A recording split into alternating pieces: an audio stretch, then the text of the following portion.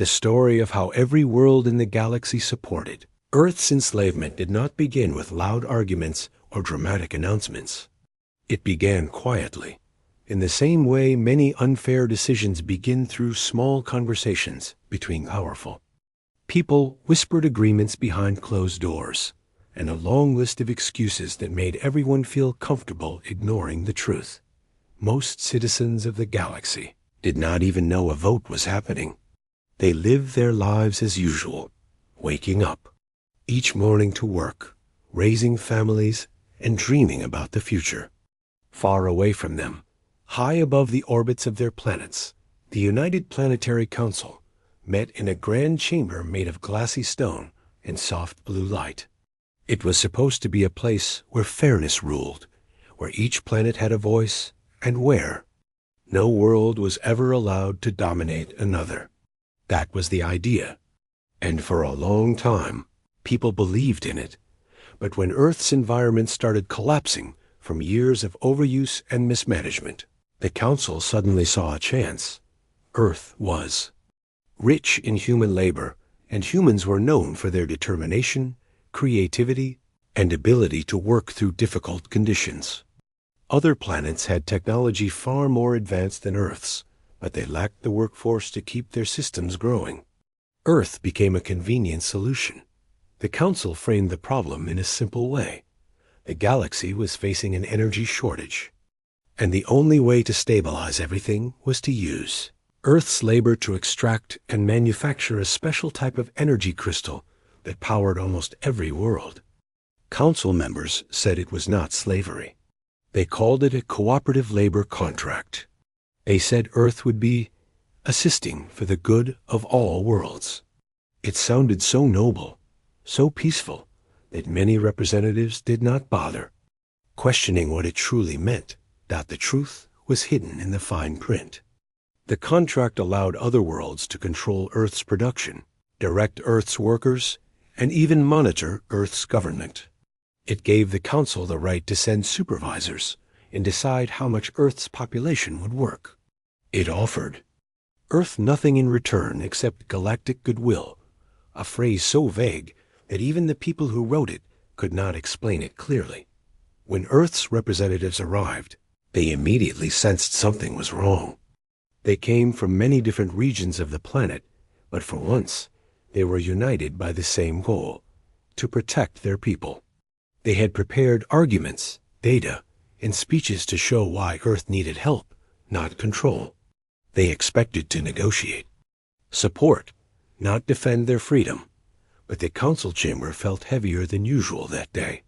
The representatives from wealthier planets sat with a calm confidence, as if the decision had already been made. They barely looked at Earth's delegates. A few of them exchanged looks, quiet nods, and knowing half-smiles. Earth's representatives realized they were already losing before the meeting even began.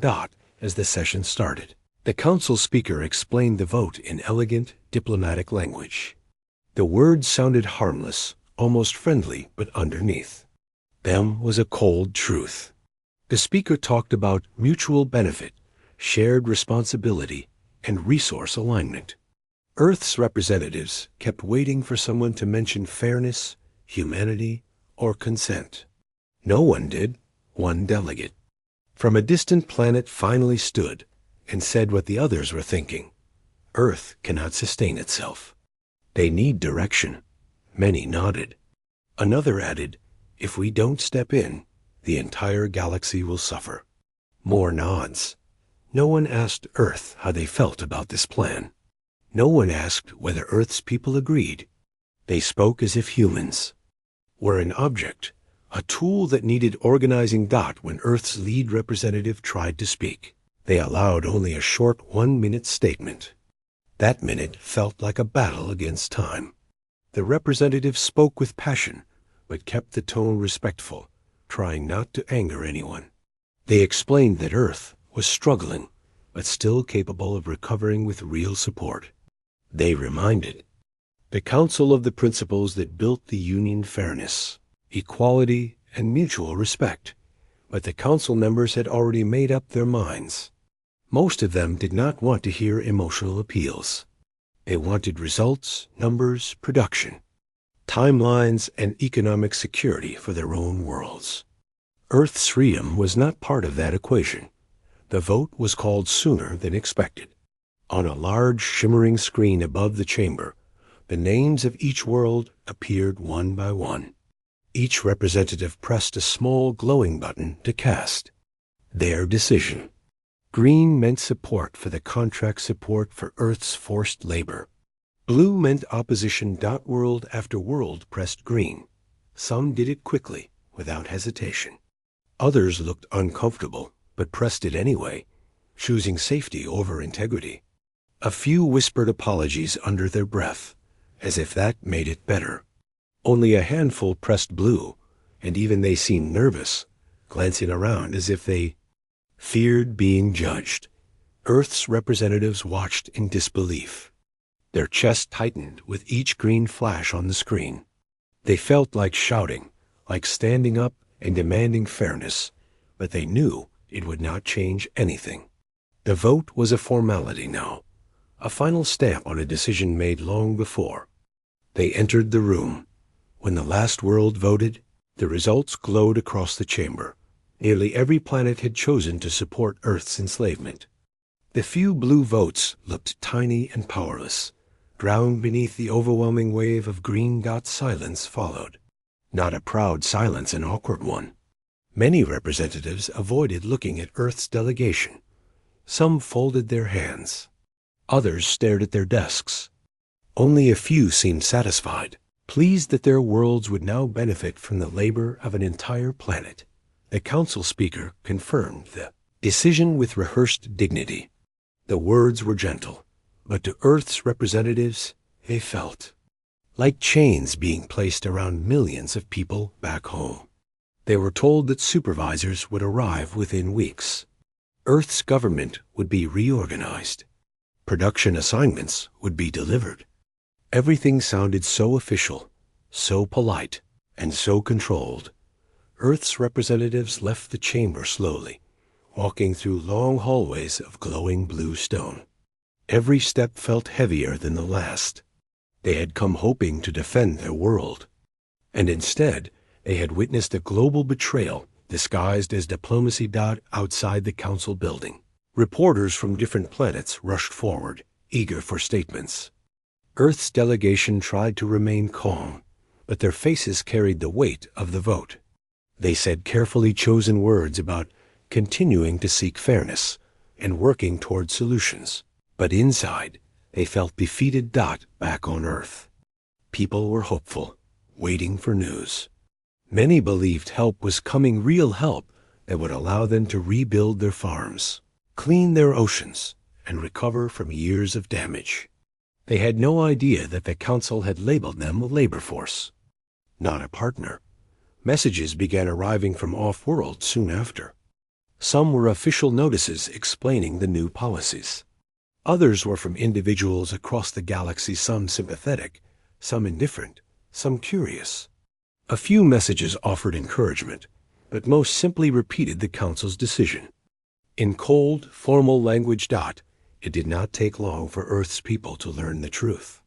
The announcement was broadcast on every screen, every speaker, every network. The words were softened to sound friendly, but the meaning was unmistakable. Earth was now under contract control. The people were expected to work, and their freedom would be limited for the greater good. The reaction was a mixture of confusion, fear, anger, and disbelief. Some refused to accept it. Some argued that the council must have misunderstood something. Some blamed Earth's leaders, thinking they had made the wrong choices. But as more details were released, the truth became unavoidable. Earth had been outvoted, overpowered, silenced, and the galaxy had done it with calm faces and polite voices, as if taking control of an entire world was a simple administrative decision. Yet, in the midst of the shock, a quiet determination began to rise among the people of Earth.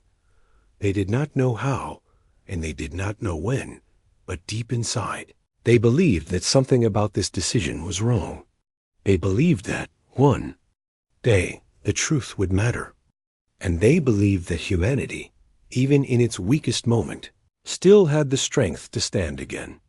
When the Council's decision finally became real, Earth did not change overnight.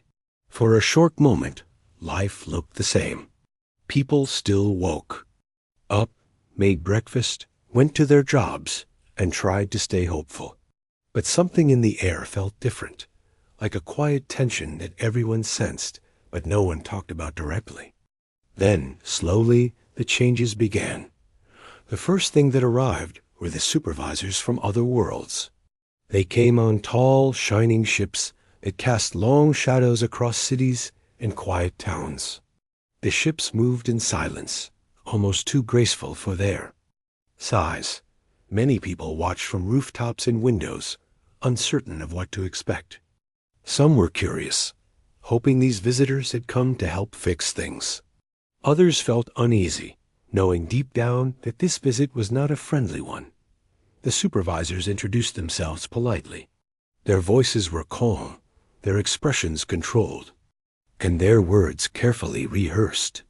They said they were here to guide production, bring structure, and support Earth in its new role. Every sentence sounded soft, but underneath it was the message people feared.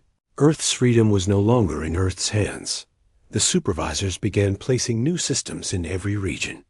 Small glowing devices were set up in workplaces, markets, and even public squares. They didn't look dangerous. They simply recorded activity, tracked schedules, and measured production levels. The visitors claimed it was for organization. Many people accepted it at first. Some even tried to stay optimistic, believing the Council would treat Earth fairly if everyone cooperated, but cooperation quickly turned into something else. Work hours increased little by little. Shift times stretched until they barely fit into a single day. Supervisors reminded Earth's people that the galaxy depends on your support, and at first, everyone wanted to prove they could contribute. Nobody wanted to be seen as the reason a world suffered, not after everything Earth had gone through. Over time, however, people started to feel the pressure. Parents came home later, students had fewer hours to rest, and towns became quieter because most people were always at work. The changes were subtle, but they added up quickly. It felt like Earth was being pulled in many directions at once, and the people were being reshaped to fit a mold they never chose. During all this, the person who quietly observed everything was a young reporter from the Lagos Expanse. She wasn't famous, she wasn't powerful, but she believed deeply in truth. Before the Council's decision, she wrote stories about community life, local struggles, and environmental recovery. She loved listening to people talk about their experiences and turning their words into stories that others could understand. Her work was simple, but it connected people. Once the supervisors arrived, she started noticing things others overlooked. She saw how the new systems worked, how they made people move in certain ways and follow certain routines.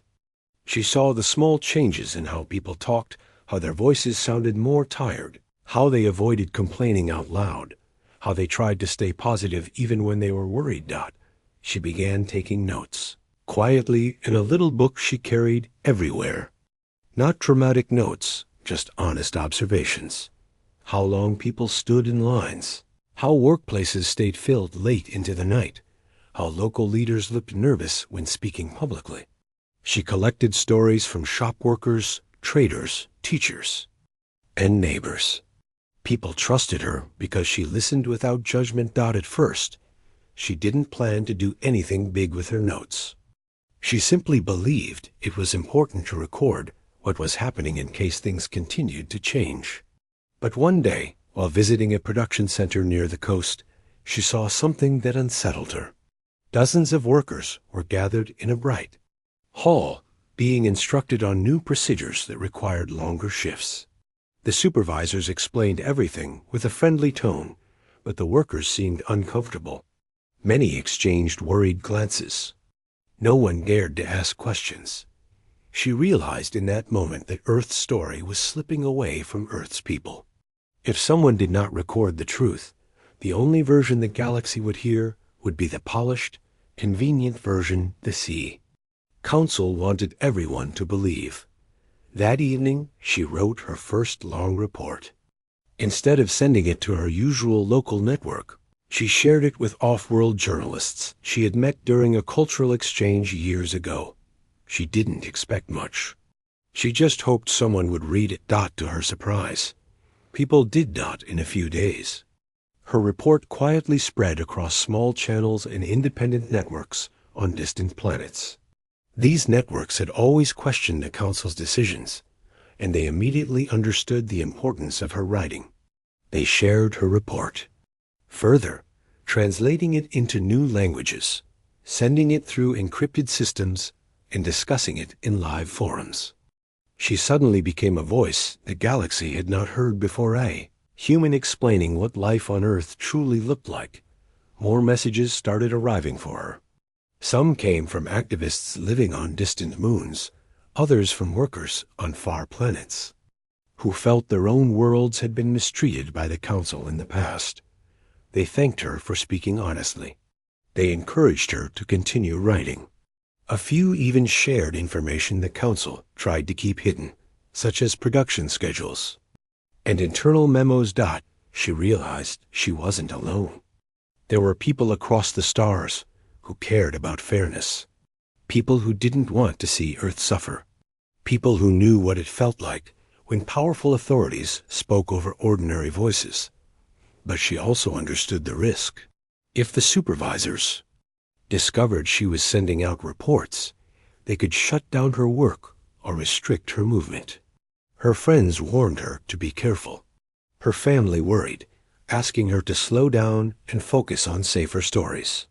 She considered it many times, especially late at night when the weight of everything kept her awake.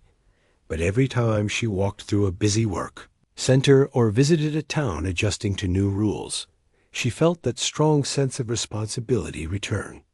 If people were losing control of their own lives, the least she could do was help them keep control of their stories. As the months passed, Earth's workload grew heavier. Production centers expanded. New facilities were built to meet the rising demands set by the Council. The supervisors always spoke politely, but their instructions left no room for negotiation. Earth's government tried to argue for fairer conditions, but their words were brushed aside. The Council insisted that everything was necessary for stability. People adjusted because they had no choice. Families changed their routines. Towns shifted their schedules. The world kept moving, even though everyone felt the strain. But something else was growing in silence, a quiet, steady awareness. People began to notice how the systems controlled their lives. They saw how little their opinions mattered. They noticed how much they were giving and how little they received. Small conversations started happening in marketplaces, outside workplaces, and in quiet corners of public squares. People exchanged thoughts cautiously, aware that the new devices could record unfamiliar patterns of behavior. Some whispered about ways life used to be. Some talked about fairness. Some wondered if the Council would ever allow Earth to be free again. These conversations were gentle, cautious, and sometimes incomplete, but they mattered. They helped people realize they were not alone in their feelings. This shared understanding spread slowly but steadily, shaping a quiet unity among Earth's people. The reporter continued writing, sending out detailed accounts of Earth's daily life.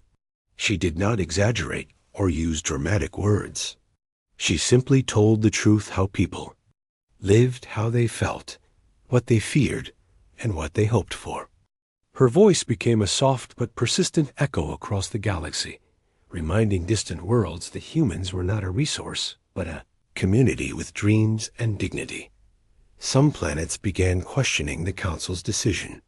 Small groups formed online, demanding transparency. A few representatives spoke cautiously in council meetings, asking for data and explanations. These were small steps, almost invisible in the vast political system, but they showed that the truth was starting to spread. Earth, however, did not see these signs. To most people living there, it still felt like the galaxy had turned its back on them. They continued their lives with resilience, adjusting to each new rule with quiet strength. But deep down, a spark had been lit, a spark made of truth, connection, and the belief that the world could change again. The story of Earth's struggle was no longer trapped on the planet. It was traveling through space, carried by a voice no one expected to become so important. And though Earth did not know it yet, those quiet words were beginning to reach places that would one day help shift the entire galaxy. Life on Earth had changed quietly but deeply. People had adjusted to the new rules, the new schedules, and the constant presence of supervisors from other worlds. Cities and towns looked busier than ever, yet a strange kind of exhaustion hung in the air. People smiled politely when needed, carried on with their work, and kept their heads down. Yet beneath the surface, an undercurrent of frustration, hope, and curiosity began to grow. It started in small ways. Groups of workers, who had once been strangers to each other, began sharing observations. A farmer on the outskirts of a small city would mention how production quotas were getting harder to meet. A teacher, returning home from extended shifts, quietly noted how the new schedules were leaving students tired and unprepared. A mechanic talked about machines failing more often under longer hours. None of these conversations were loud or public, but over time, people realized they were not alone in noticing the strain. The young reporter continued her work, quietly gathering stories and observations. Every day, she walked through neighborhoods, markets, production centers, and ports. She wrote down the struggles of families trying to keep their children in school while working longer shifts. She documented the exhaustion of people who tried to balance their homes with the council's expectations. She listened to whispers of hope and to the quiet anger of people who missed the freedom they once had. Her notes were careful and honest. She did not exaggerate or use sensational language. She focused on what she could see, hear, and understand. She wrote about the ordinary moments, workers sharing a meal quietly, neighbors helping each other with errands, small acts of kindness. That reminded her that despite everything, humanity was still alive. These were the moments that could not be erased or controlled by supervisors. As she sent her reports to off-world journalists and networks, her work began to gain attention. People on distant planets began reading about life on Earth in a way the Council had never intended. Her stories described the strength of ordinary people, their struggles, and their quiet courage. For many, it was a shock. The galaxy had been told that Earth was simply a resource, a place to supply labor. Her writing showed that Earth was alive, with humans who had thoughts, feelings, and dreams. Meanwhile, subtle forms of resistance began to emerge. They were not grand acts or violent uprisings. They were small, careful, thoughtful. Workers found ways to support each other during long shifts. Teachers adapted lesson plans to help students keep learning, even when schedules were chaotic. Families shared resources and created small networks of care. These acts were private, often invisible, but they built a quiet strength within communities. People also began to share information. When the council issued new rules or quotas, someone would quietly observe patterns, how long the supervisors stayed in certain areas, what rules could be negotiated, what small adjustments were possible without attracting attention. Communities began to understand the system, not to challenge it openly yet, but to find small ways to make life more manageable. The reporter noticed this growing quiet resilience. She documented it carefully, knowing it was more important than she first realized. People needed to see that they were not alone, that even in difficult times, they could support each other and keep their humanity intact. She began including these small acts of courage in her reports, showing the galaxy that Earth's people were not just laborers, they were creators, caregivers, thinkers, and dreamers. Her work started reaching far beyond Earth. Small groups of activists, scientists, and ordinary citizens on other planets read her reports and shared them in private forums. They began to question the Council's decision. If Earth's people were capable of such resilience and ingenuity, why had they been stripped of their freedom? Why had the galaxy agreed to control an entire planet for its own convenience? Slowly, these discussions began to influence policy. Debates. Council representatives who had once voted in favor of Earth's subjugation started speaking cautiously in meetings. Some demanded transparency. Some asked questions about production numbers and human welfare. These questions were small steps, almost invisible, but they represented the first cracks in the system that had oppressed Earth. On Earth, people felt a quiet shift too.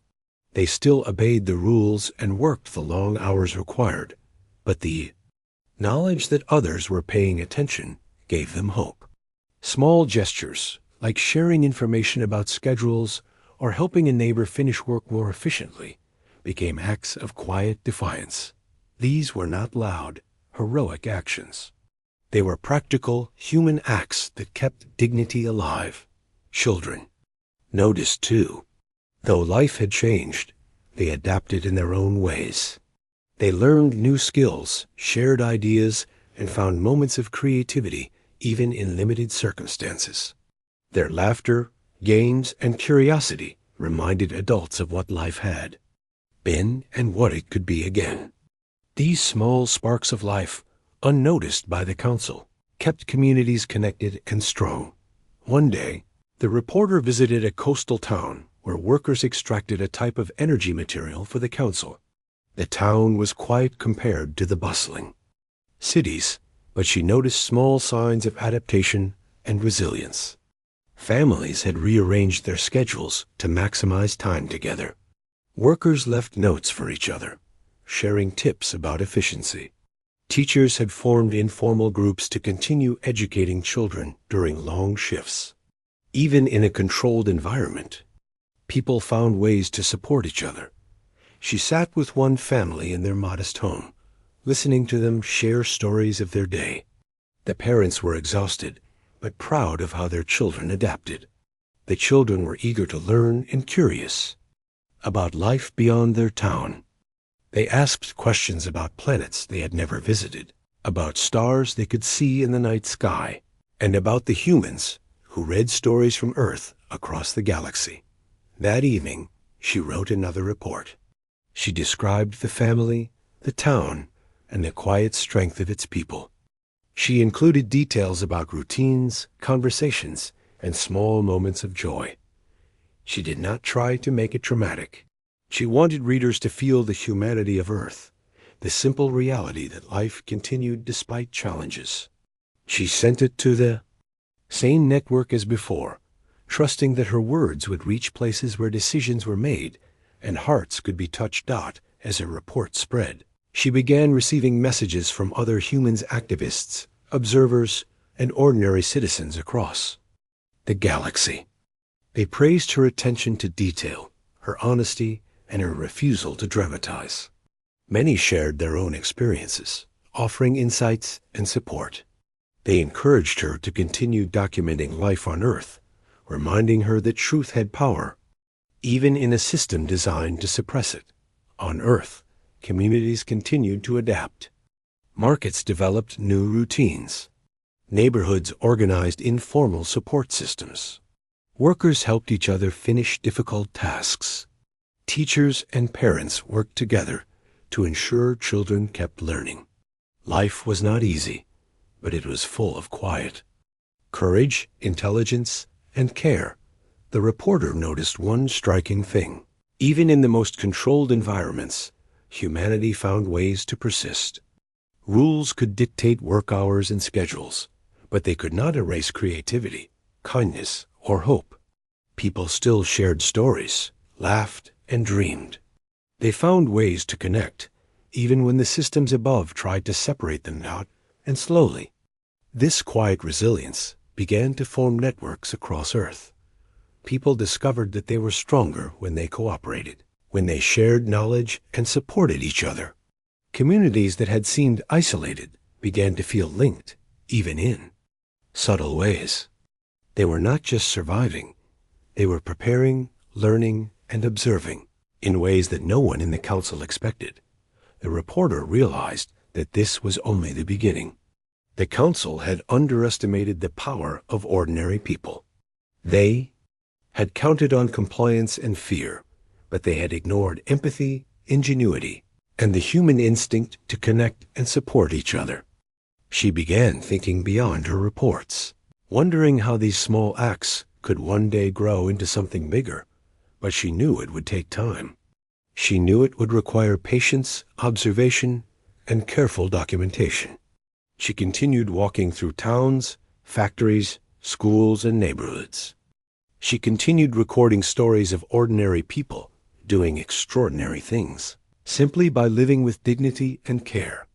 Every day, she reminded herself that the small acts mattered. Every shared meal, every note passed between neighbors, every quiet act of helping someone complete a difficult task, these were seeds of resilience. And she knew that if these seeds were nurtured carefully, they could grow into something powerful enough to change the world. For the first time, people on Earth began to feel that quiet hope could exist even under pressure. They began to realize that their strength was not measured by hours worked or quotas met, but by their ability to preserve their humanity, support each other, and share their stories. And across the galaxy, a growing number of people were listening. The story of Earth's quiet courage was spreading slowly, quietly, and in ways the Council could not control. Earth had not yet challenged the galaxy openly. It had not yet reclaimed its freedom, but it was no longer powerless. The spark of resilience had begun to glow, and it would only grow stronger with time. Life on Earth continued under the quiet, steady pressure of the Council's decisions. The supervisors moved among cities, towns, and rural areas, their presence constant, but polite. They did not shout. They did not demand violently, but every instruction carried the weight of control. People had adapted, yet no one could deny that life had changed. There was a rhythm now, a rhythm imposed from the outside, measured and precise. Young reporter continued her work. Her notebook had grown thick with observations, stories, and patterns. Every day she recorded small details: how workers coordinated during long shifts, how children adapted their learning schedules, and how families quietly found moments of connection despite exhaustion. She knew that these ordinary moments would matter more than grand gestures, because they showed how humanity persisted even under control. One morning, she visited a manufacturing center on the edge of a growing city. The building was large, humming, with machines that never seemed to stop. Workers moved efficiently, following precise routines, while supervisors quietly observed every movement. Despite the rules, she noticed small gestures of humanity. A worker helping another fix a machine quietly, a group sharing water when the day grew hot, a teacher outside the factory offering lessons during a short break. She realized that these small acts were powerful. They were resistance in its purest form, not open defiance, but a way of preserving dignity, kindness, and hope. She wrote every detail, knowing that the galaxy needed to see the truth of life on Earth, not just the numbers and reports that the Council presented. Her reports began to influence people beyond Earth in ways she had not imagined. Independent networks on distant planets began discussing her observations. Activists, teachers, and ordinary citizens shared her stories. They debated quietly but seriously. If a whole planet could adapt with courage, what did that say about the fairness of the Council's control? What did that say about the responsibility of other worlds to act? Back on Earth, communities began to organize more intentionally. People had learned from months of adjustment that small acts could multiply when shared. A group of workers started passing notes with tips on efficiency, ways to reduce mistakes, and reminders to take care of each other. Teachers coordinated lesson plans across schools to ensure children did not fall behind. Families developed routines that allowed them to connect even under strict schedules. These were not public demonstrations, they were quiet, practical networks of support that strengthened human bonds. The reporter noticed another pattern. People were starting to speak more openly in small groups. The fear of the supervisors was still there, but it had shifted. Where once voices were hesitant, now they were cautious yet determined. People shared what they had observed, compared notes on rules and expectations, and discussed what fairness might look like. They were careful, but the act of conversation itself was powerful. It reminded them that they were not alone and that the council systems could not erase thought, empathy, or community. One afternoon, she visited a small town near the mountains. The town had always been quiet, and the presence of the supervisors had initially created anxiety. But now, the people had adapted. The bakery operated on strict schedules, yet neighbors shared meals and helped each other with errands. Students had formed study circles to cover lessons missed during extended work hours. Even the elderly, often overlooked, had found ways to contribute by tutoring, organizing small community projects, or simply sharing wisdom with younger generations. The reporter spent hours with one family, observing their routines and listening to their conversations. The parents were exhausted from long shifts, yet they took time to read to their children in the evening. The children asked questions about planets and stars, about the lives of people who read stories from Earth across the galaxy. Their curiosity, innocence, and resilience reminded the reporter of the power of ordinary people to endure and inspire.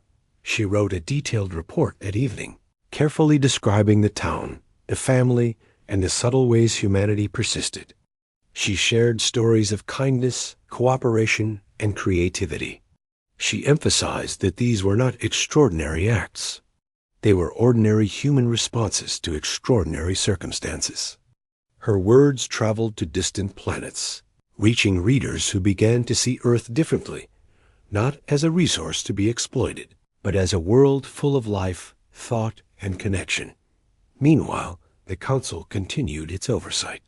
Production quotas increased, schedules became stricter, and supervisors monitored every step.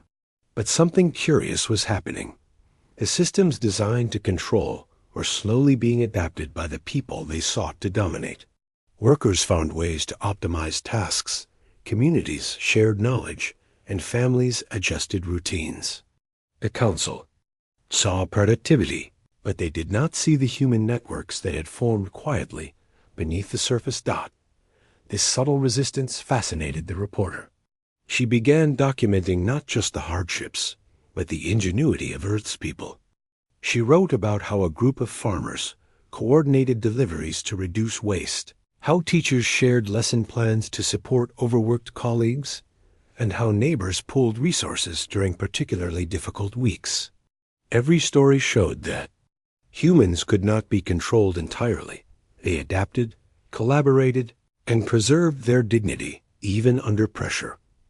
Her writing began to spark conversations on Earth, too. People who had once felt powerless started talking to each other in new ways. Market vendors shared observations about quotas. Workers exchanged tips on efficiency and small ways to protect their energy.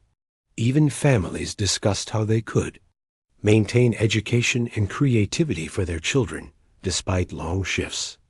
These discussions were careful, often whispered, but they represented the first threads of a larger network of awareness and quiet organization. The reporter realized that this network could grow.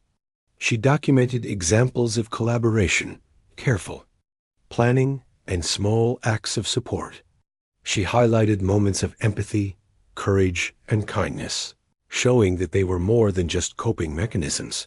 They were a form of quiet resilience.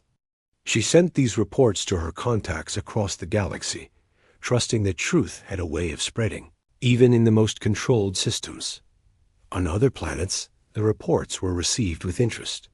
Educators, journalists, and ordinary citizens began discussing the implications.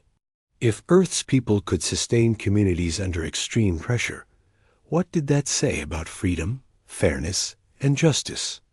These discussions were slow, at first subtle, but they started influencing how some council representatives thought about Earth. Questions were raised quietly in meetings. Are we overstepping? Are humans being treated fairly? Could systems of control underestimate the power of ordinary people? On Earth, small shifts began to emerge. Communities coordinated more intentionally. Teachers formed learning networks. Workers created informal support groups. Families shared resources and time. Every small act of collaboration strengthened human connections.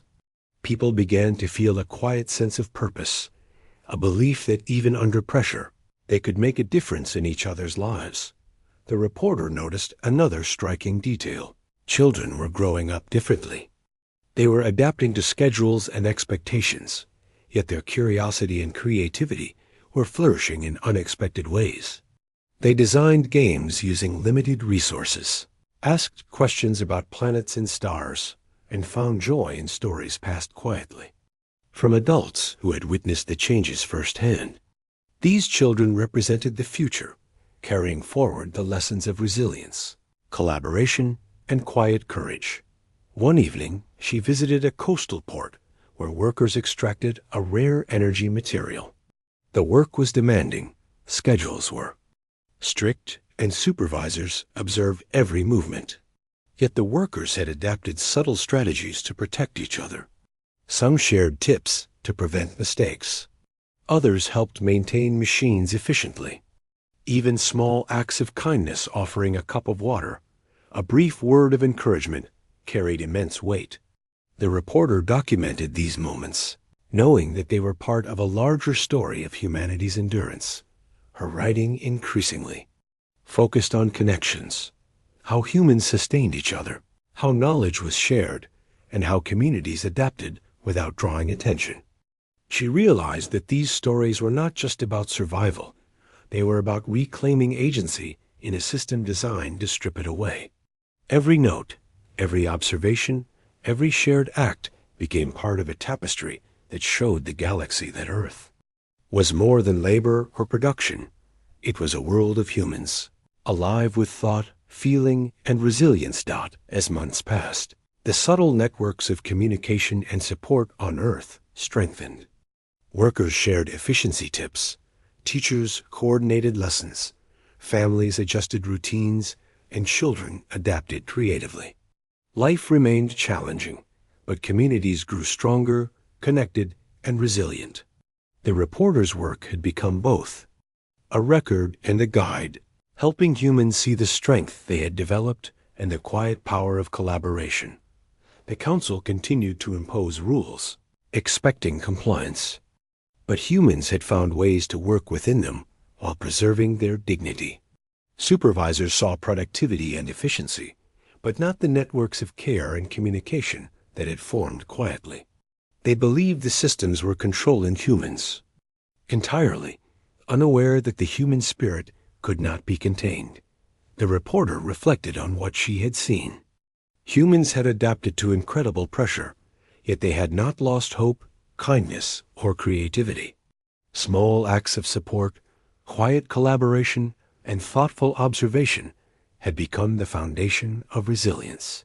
The networks she documented were growing, quietly spreading awareness and care across communities.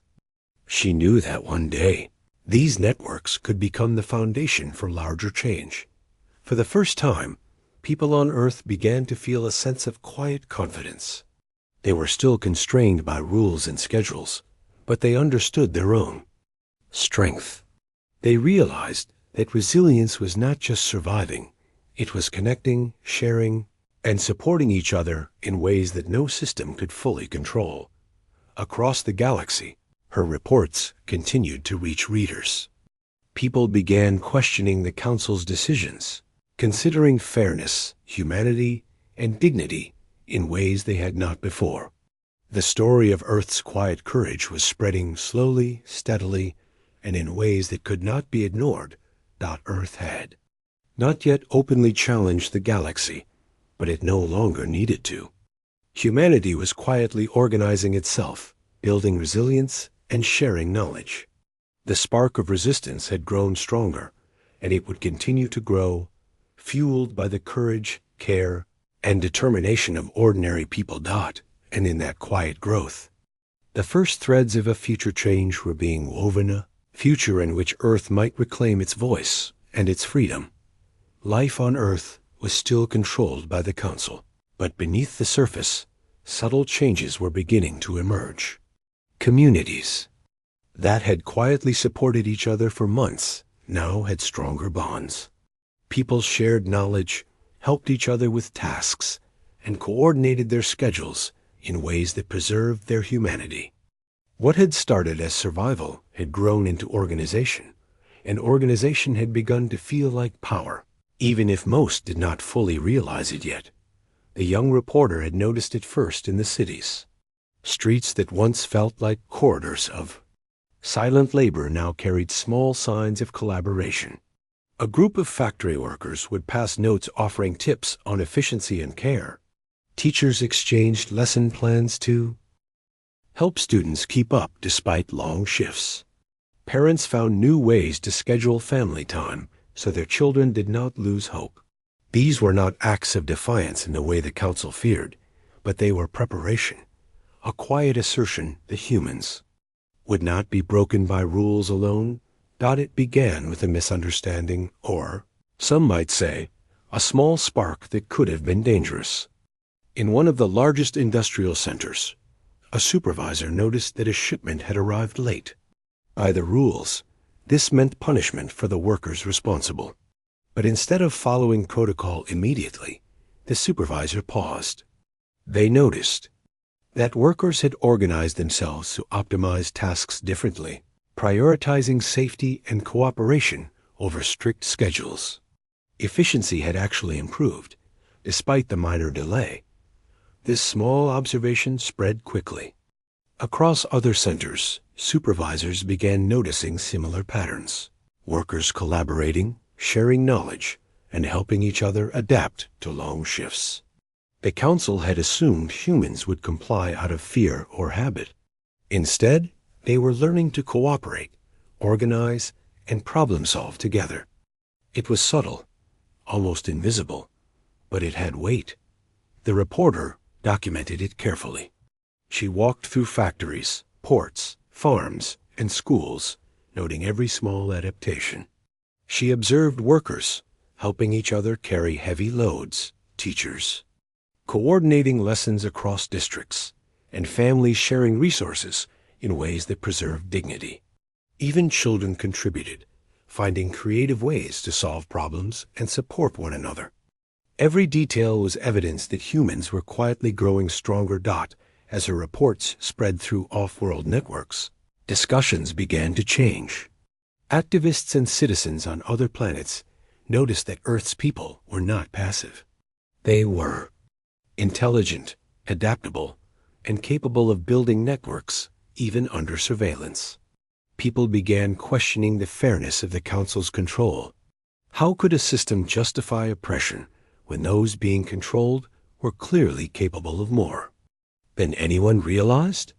On Earth, communities began taking subtle risks. They communicated through notes, signals, and small codes. They coordinated schedules to ensure that essential tasks were completed efficiently, yet left time for connection, learning, and rest. These networks were carefully hidden from supervisors, who noticed only results: improved efficiency, fewer mistakes, but not the human organization behind it.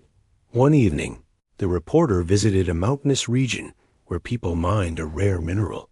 The work was exhausting, and supervisors monitored every step.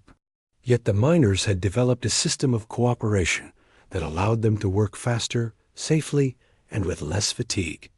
They rotated tasks, shared knowledge about machine maintenance, and helped each other carry loads. The reporter spent hours observing, noting the ingenuity and care the humans applied to survive and thrive under strict rules. She wrote her report late into the night. She described the teamwork, the coordination, and the subtle courage that allowed humans to preserve their dignity. She highlighted how ordinary acts of cooperation could become extraordinary when people worked together with thoughtfulness and trust. Her writing spread quietly, but across planets, people began to see Earth not as a labor resource, but as a planet alive with intelligent, adaptive, and collaborative humans. The Council began to notice patterns it had not anticipated. Productivity was up, errors were down, yet there were small, unaccounted for delays and adjustments. Supervisors grew curious, and some even expressed admiration for the humans' ingenuity, though privately. The Council's initial confidence in complete control was shaken.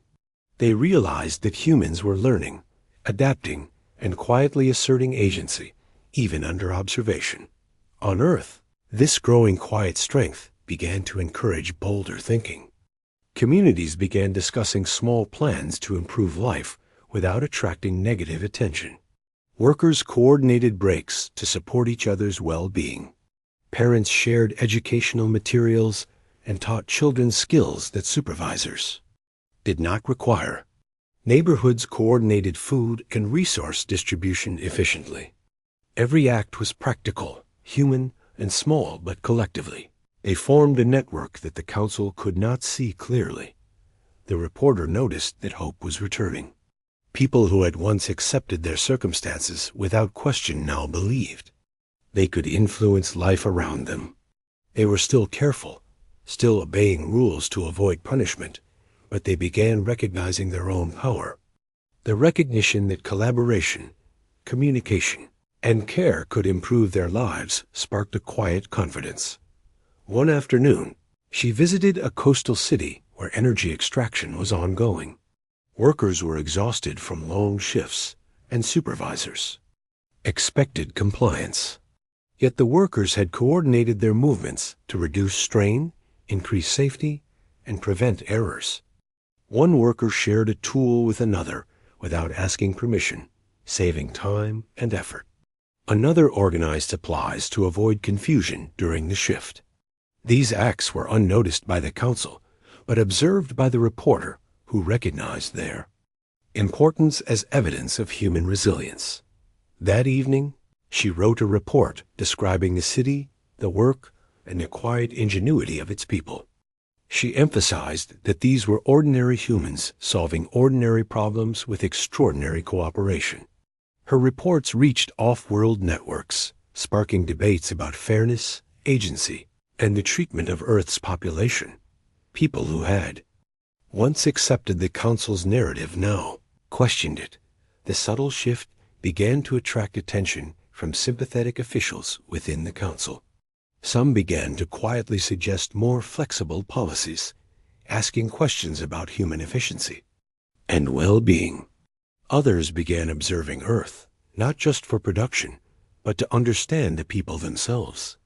This small shift in perspective, caused by humans' quiet organization, represented the first cracks in the Council's system of absolute control. Meanwhile, communities on Earth continued to strengthen. Farmers coordinated deliveries to reduce waste. Teachers formed small networks to ensure learning continued even during long shifts. Families shared responsibilities and developed routines that preserved children's curiosity and education. Every act of collaboration, care, and adaptation was a quiet assertion of agency. The reporter realized that humans had reached a turning point.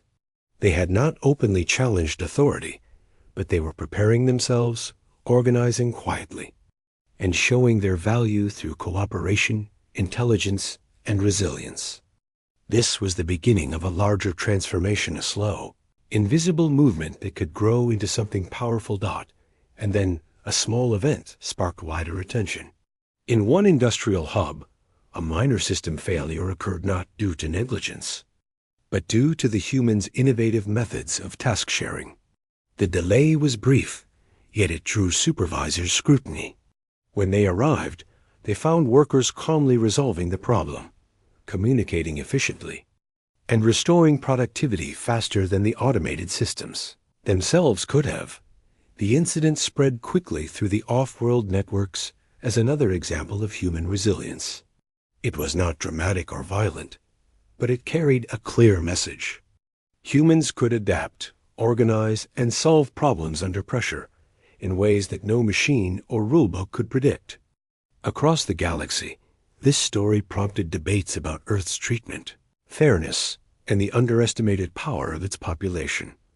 On Earth, communities began to act with even greater care and thoughtfulness. They communicated through networks, exchanged tips for efficiency, and supported each other quietly but intentionally. Every act of collaboration, from sharing a tool to tutoring a child, was a building block in the larger structure of resilience.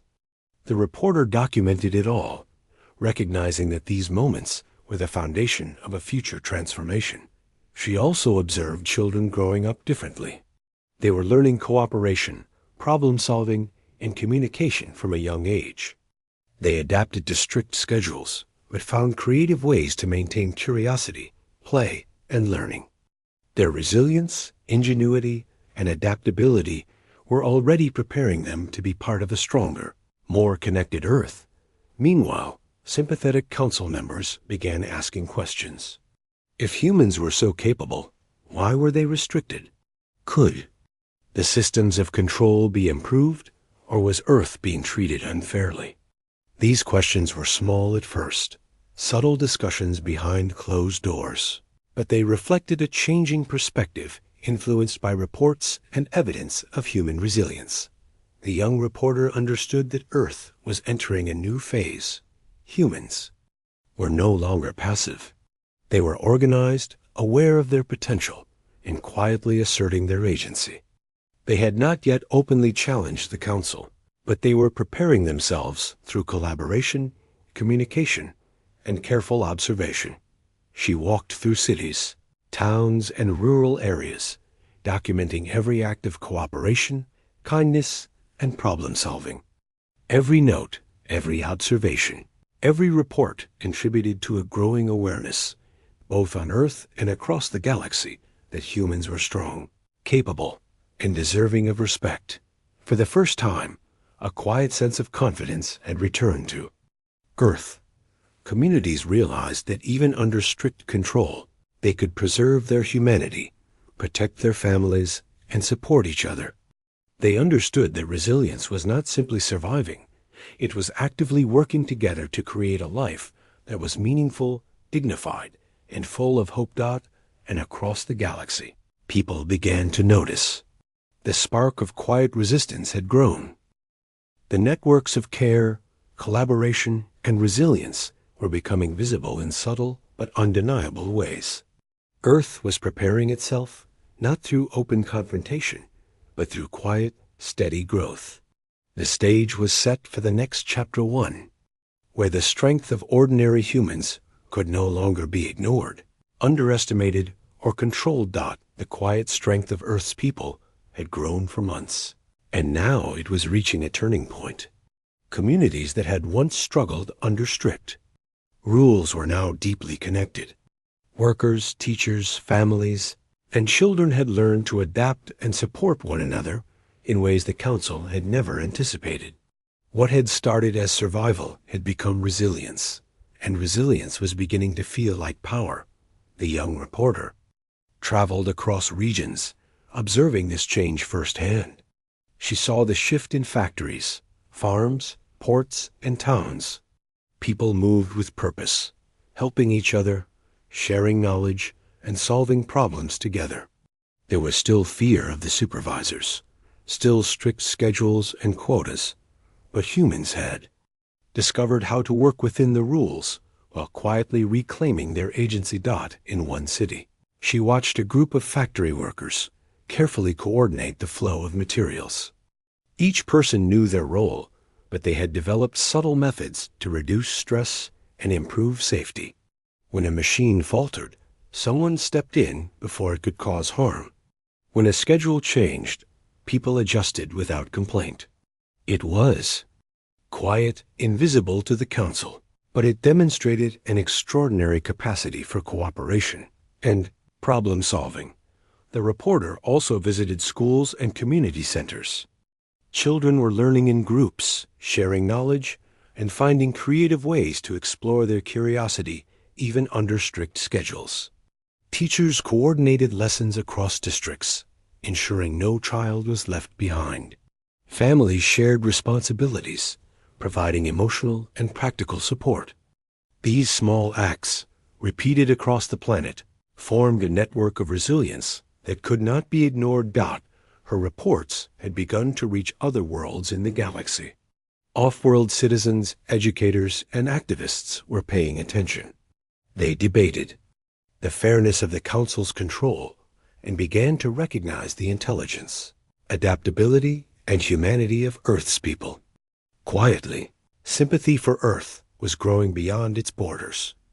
Then came the first major challenge that tested the strength of these networks. In one of the largest industrial hubs, a technical failure threatened production. Machines stopped, alarms sounded, and supervisors rushed to assess the situation. Under normal circumstances, such an incident would have caused panic, delays, and punishment. But humans acted differently. Workers immediately coordinated, dividing tasks based on expertise. One group stabilized the machines, another organized supplies, and a third communicated with supervisors to ensure safety. Within hours, production resumed. Efficiency was restored, and errors minimized. What could have been a disaster became a demonstration of human ingenuity, cooperation, and courage. The reporter documented every moment, noting how ordinary humans had turned a crisis into a triumph. Her report emphasized that this was not the act of a few exceptional people. It was the natural result of a community learning to work together under pressure. Across the galaxy, the story spread, igniting conversations about human capability and the ethics of control. The Council could not ignore the incident. Some supervisors were impressed, while others were concerned. They had expected compliance, but instead they saw initiative, collaboration, and subtle leadership. Humans were proving that control was not absolute, and that even under strict rules, they could organize, problem solve, and act independently. On Earth, the networks of cooperation grew stronger. Neighborhoods coordinated resource sharing. Teachers and parents ensured education continued. Workers supported each other to reduce fatigue and stress. Children learned to solve problems creatively and to care for one another.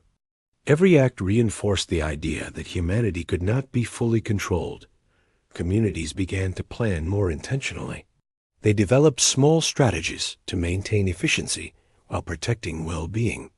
They prepared for potential crises, shared resources, and coordinated communication in ways that were subtle enough to avoid scrutiny, but effective enough to strengthen networks. The people of Earth were not rebelling openly yet, but they were readying themselves for change.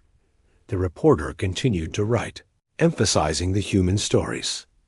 A miner helping a colleague carry heavy loads, a teacher tutoring students after long shifts, a family sharing food and knowledge, and children inventing games that combined learning with play. Each story was proof that humans had adapted, learned, and preserved their dignity, even under intense pressure. Then, the moment came when Earth's people could no longer remain entirely hidden in their quiet networks. A new directive from the Council demanded stricter quotas and longer hours, threatening the delicate balance humans had established. For the first time, communities faced a choice: comply fully and risk burnout, or coordinate strategically to preserve life and dignity. Chose strategy. Workers, teachers, and families communicated across towns and cities, adjusting schedules, sharing responsibilities, and preparing for coordinated action. It was careful, thoughtful, and nonviolent, but it carried the weight of a planet refusing to be broken. Humans demonstrated efficiency, innovation, and cooperation in ways that surpassed what the Council expected. The reporter observed the careful organization. Supply chains were managed collectively. Schools ensured children learned despite disruptions. Families balanced work and rest, maintaining mental and physical health. Every act was deliberate, showing that humans could thrive even under restrictions, and that cooperation could achieve more than rigid obedience ever could.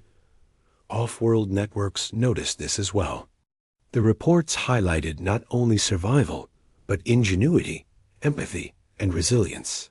The galaxy began to question, if humans could organize and solve problems under such control, should Earth be treated differently? Sympathy for the planet grew. Stronger and quiet calls for change spread among distant observers. Back on Earth, people began to take small public steps, testing the limits of the Council's authority. Minor adjustments in workflow, education, and resource management became visible to supervisors, but always within the rules. Every improvement highlighted human intelligence and cooperation. Supervisors could see results, but they could not understand the networks of care and collaboration that produced them.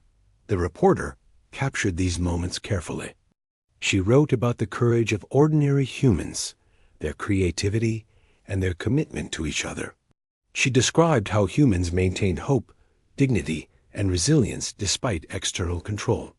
Her words inspired not only Earth's population, but readers across the galaxy, who began to recognize the value of supporting rather than exploiting the planet.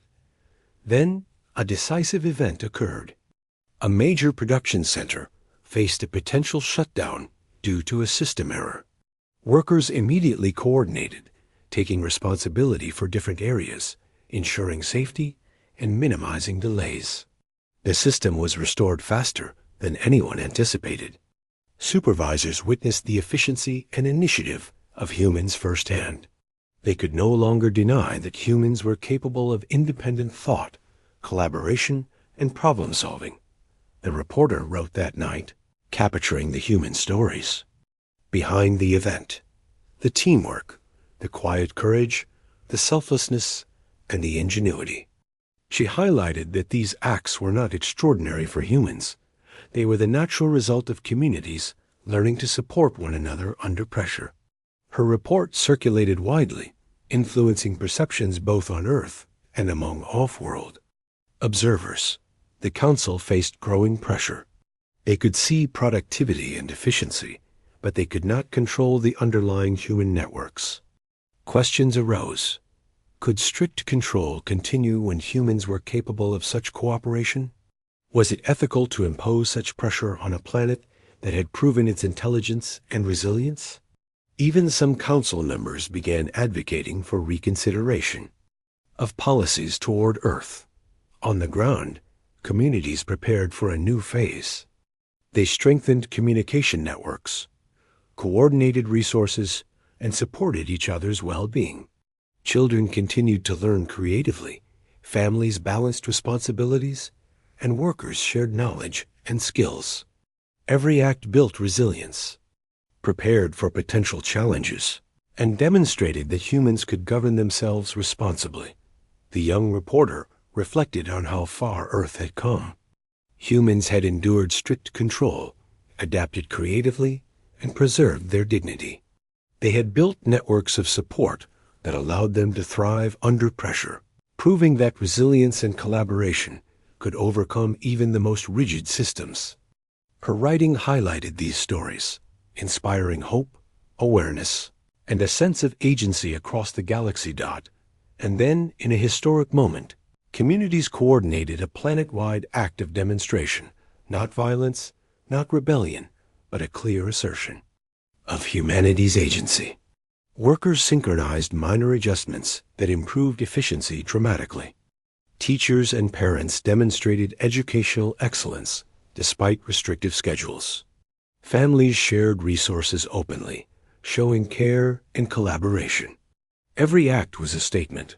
Earth's people were capable, resilient, and deserving of recognition and respect.